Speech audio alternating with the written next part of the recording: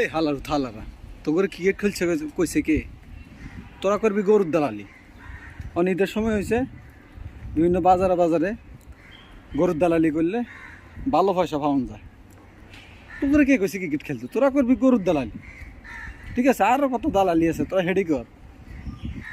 Cricket খেলতে কইছে কে? তো করে অকর্মার ডেকি সব লজ্জা শরম তাদের ভিতরে আল্লাহ পাক কিচ্ছু এই জিনিসটা দেয়নি।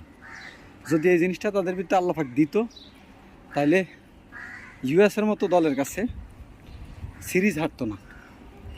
মানে কোন পর্যায়ে এই দেশের ক্রিকেট এখন, কোন পর্যায়ে?